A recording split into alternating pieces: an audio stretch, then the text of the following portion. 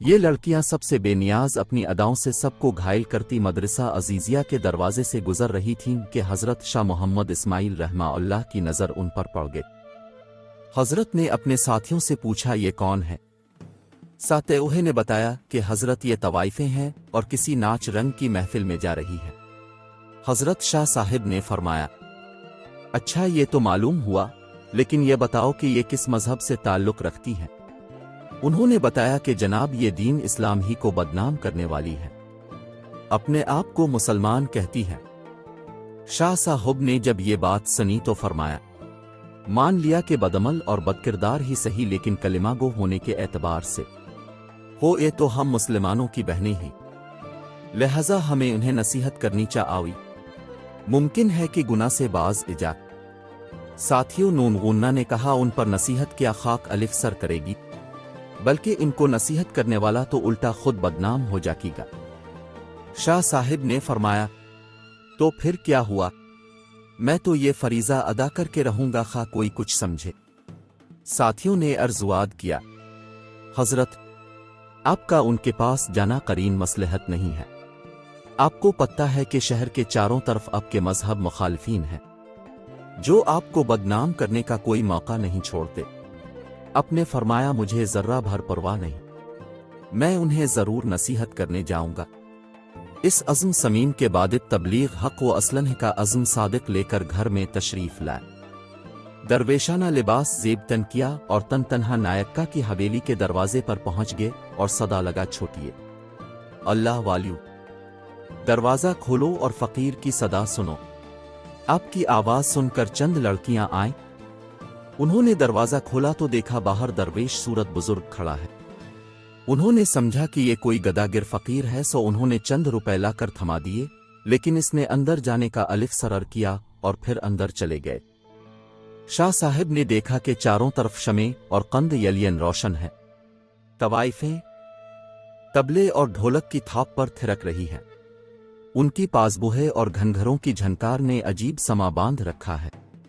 जो ही नायके की निगाह इस फ़कीर बेनवा पर पड़ी, इस पर हैबत तारी हो गई।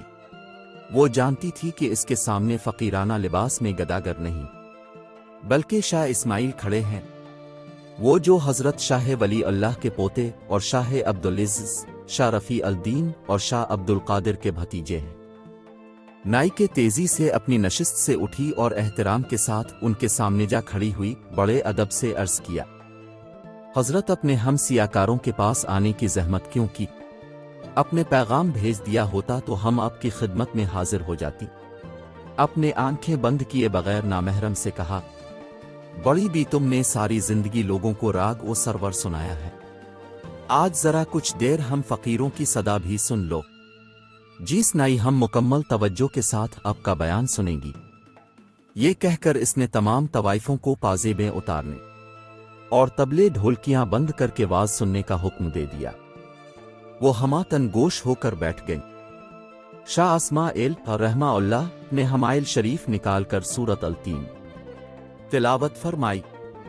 आपकी तिलावत इस कदर वज्द आफरे और परसोज थी कि तवाइफें बेखुद हो गईं। इसके बाद अपने आयात मुबारका का दिलनशीन रवां तर्जमा करके बयान शुरू कर दिया। उनका यह खिताब ज़बान का कानों से खिताब न था, बल्कि ये दिल का दिलों से और रूह का रूहों से खिताब था। ये खिताब दरअसल इस इल्हाम रबानी का करिश्मा था जो शाह साहिब जैसे मुखलिस दर्दमंदों और उम्मत मुस्लिमा के हकीकी खैरख्वाहों के दिलों पर उतरता है। जब तवाफ़ोहे ने शाह साहिब के दिलनशीन अंदाज में सूरत की तशरीह सुनी तो उन पर लर्ज़ा तारी हो गया। रोते रोते उनकी हिचकियां बंध गईं। शाह साहिब ने जब उनकी आंखों में आंसुओं की झड़ियां देखीं तो उन्होंने बयान का रुख तौबा की तरफ मोड़ दिया और बताया कि जो कोई गुनाह कर बैठे तो अल्लाह से इसकी मुआफ़ी मांग ले तो वो मुआफ़ भी कर देता है, बल्कि उसे तो अपने गुनहगार और सियाकार बंदों की तौबा से बेहद खुशी होती है।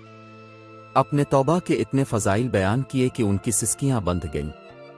इसी ज़रिए से शहर वालों को इस वाज़ की खबर हो गई। वो दौड़े दौड़े आए और मकानों की छतों, दीवारों, चौकों और गलियों में खड़े होकर वाज़ सुनने लगे। ताहन निगाह लोगों के सर ही सर नजर आने लगे। शाह साहिब ने उन्हें उठकर वज़ू करने और 2 रकत नवाफिल अदा करने की हिदायत की। रावी कहता है कि जब वो वज़ू करके क़िबला रुख खड़ी हुई اور نماز کے دوران سجدوں میں گریں تو شاہ صاحب نے ایک طرف کھڑے ہو کر اللہ کے سامنے ہاتھ پھیلا دیے اور عرض کیا، اے مقلب القلوب، اے مصرف الاحوال، میں تیرے حکم کی تعمیل میں اتنا کچھ ہی کر سکتا تھا، یہ سجدوں میں پڑی ہیں تو ان کے دلوں کو پاک کر دے، گناہوں کو معاف کر دے اور انہیں آبرومند بنا دے تو تیرے لیے کچھ مشکل نہیں، ورنہ تجھ پر کسی کا زور نہیں۔ میری فریاد تو یہ ہے کہ انہیں ہدایت عطا فرما، انہیں نیک بندیوں میں شامل فرما۔ ادھر شاہ صاحب کی دعا ختم ہوئی اور ادھر ان کی نماز۔ وہ اس حال میں اٹھیں کہ دل پاک ہو چکے تھے۔ اب شاہ صاحب نے عفت مآب زندگی کی برکات اور نکاح کی فضیلت بیان کرنی شروع کر دی اور اس موضوع کو اس قدر خوش اسلوبی سے بیان کیا کہ تمام طوائفیں گناہ کی زندگی پر کفن افسوس کرنے لگیں اور نکاح پر راضی ہو گئیں۔ چنانچہ ان میں سے جوان عورتوں نے نکاح کرا لیے اور ادھیڑ والیوں نے گھروں میں بیٹھ کر محنت مزدوری سے گزارا شروع کر دیا۔